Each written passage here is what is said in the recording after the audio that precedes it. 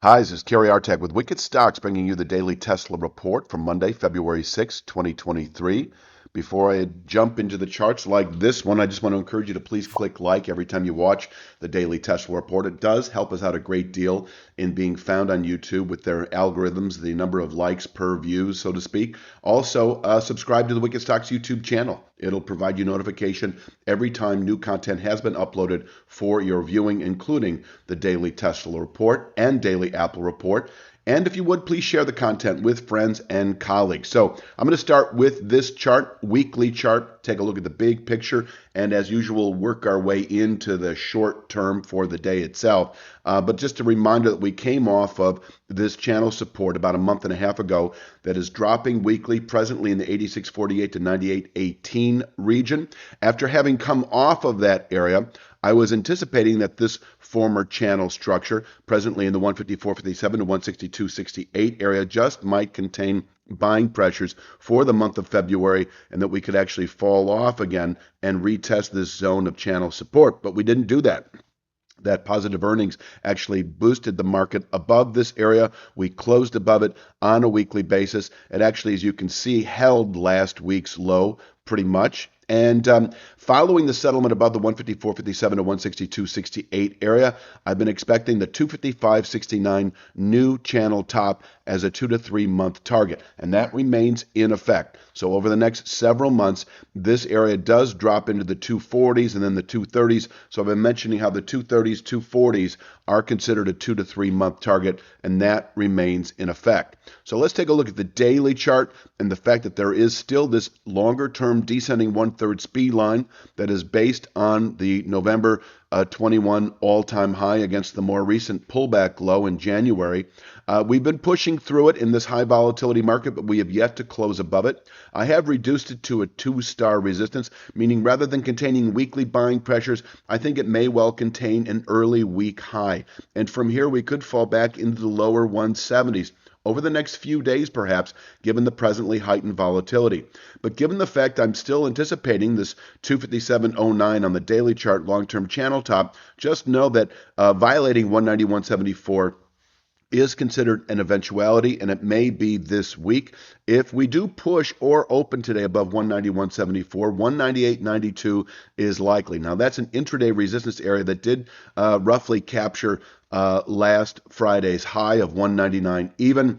It can give the market trouble a bit as well on an intraday basis. Well suited, I suppose, for aggressive day traders, but I do think on the next attempt it is highly susceptible to violation. And if we do push through 198.92 today, I think you should allow for that long-term Fibonacci. Long-term being the August 22 high from last August against the January low. 50% back up is 208.24. We can top out there for the day quite easily. And in fact, part of me wants to call this a weekly resistance area because it really is the start of a range that I think is going to give Tesla trouble, possibly through the month of February if we happen to test it over the next 3 to 5 days. 208.24 really marks a range of Fibonacci resistance up to 221.25. 221.25 is a 3/8 AB, which is the all-time high against the more recent January low. So you'll have this range here that can contain buying through February into March, and we could fall off from here, perhaps in a meaningful way. And then, of course, closing above 221.25, there's not much to keep the market from rallying within just another few weeks to this target at 255.69, dropping gradually. This 255.69 formation can contain quarterly buying pressures, possibly into later year. And we'll be watching this closely as we approach it, presumably over the next 2 to 3 months at the very most. Hi, if you enjoy watching our daily Tesla report, you'll love our daily Triple Q and SPY reports. They're presented in the same 5 to 10 minute video format. Our daily SPY and Triple Q analysis provides directional market signals that are correlated with highly specific price support and resistance levels. Whether your trading time horizon is short or longer term, we promise you a distinctive edge in your trading of the SPY and Triple Q. We offer a 5-day, no questions asked, money-back guarantee. So go to wickedstocks.com right now and start receiving your daily SPY and daily Triple Q reports today.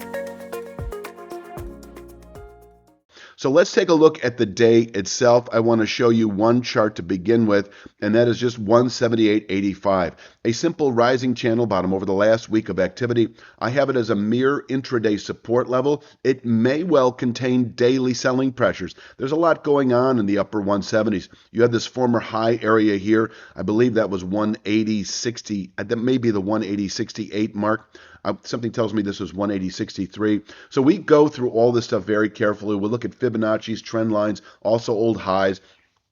All of these points are carefully chosen for aggressive day traders. They all have some degree of meaning, but we weight the more meaningful ones heavier with the star system. So if we break 178.85 today, then we could fall all the way into the lower 170s.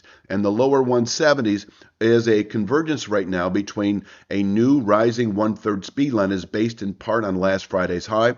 Every time you put out a new high, you recalibrate the new rising 1/3 speed line. It is a dynamic approach to trend identification. I've been using it for years in the commodity markets. We also have a channel bottom coming up that is based on these recent highs here that is a softer angle channel construction. I prefer softer angles to steeper ones. They're more reliable. And so this is sort of the extreme channel that you can create right now off the last month of activity, and that is at 170.21. So this 170.05 to 170.21, if we happen to break this 178.85 level, the 170.05 to 178.21 level is in reach.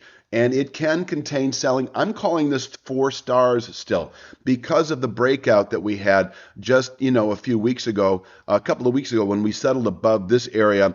I think in terms of trend dynamics, in terms of bullish continuation into the 230s, 240s, that holds. That idea holds above 170.05 to 170.21. So this is your, so the stick your neck out buy zone, not only for the day, not only for the week, but quite possibly through February.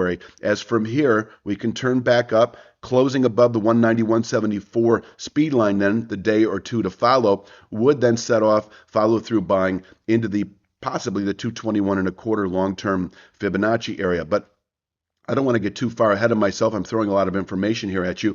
I will say that if we close over the next few days, for instance, below 170.05, we are then set as it could be 1 to 2 weeks, could be 2 to 3 weeks, depending. This rising 135.98 2/3 speed lines. With speed line analysis, when you close below the rising 1/3, the rising 2/3 becomes your target in just a pure, simple targeting dynamic. So closing below 170.05, this market can give it back in a meaningful way to the 135.98 speed line. Now, I want to mention that this speed line is rising at a pretty decent pace. It looks at a pretty soft angle, but over the next 2 weeks, it pushes into the mid 150s.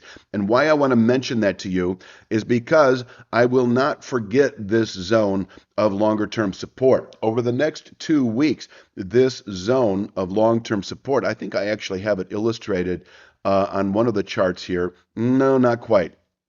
But the point I'm trying to make is that this rising 2/3 speed line over the next week and a half to 2 weeks will converge with this former channel structure area that is presently at 155.53 to 163.93. So it regains relevance as we move into later February if, and I might say, we settle below 170.05. So until then, 170.05 to 170.21 is your buy zone. Now, for a 3 to 5 day swing trader, it could be buying the low 170s, taking profits in the low 190s. If we happen to close below 170.05, the 1 to 2 week swing trader will play the short side down to 135.98. Whatever that means to you. If we close below 170.05, maybe you're buying 140 out of the money puts that don't expire for at least a few weeks, etc., etc. As we fall into the low 170s, perhaps you're reaching for 220 out of the money calls that don't expire for at least, wouldn't take more than 2 or 3 weeks to reach, but you don't want to buy a 220 out of the money call that expires in 2 weeks. You'll see nothing in return as you approach that strike price. So you want to go at least a month out. I'd go a couple of months out on a 220 out of the money call if we test 170.05. Now, getting back to the day itself, we're not going to test that low 170s unless we break 178.85, which should be respected for its ability to contain at least initial, possibly daily selling pressures. That upper 170s is, once again, as you recall, not is it retains a certain relevance longer term as well. You've got this 179.83 long term low from March of 21. I'm trying to think if there's anything else that needs to be said, and I don't think so. I'm just going to leave it at that for Monday's Daily Tesla Report. Please click like and subscribe. I'll be back tomorrow with Tuesdays. You have a great day.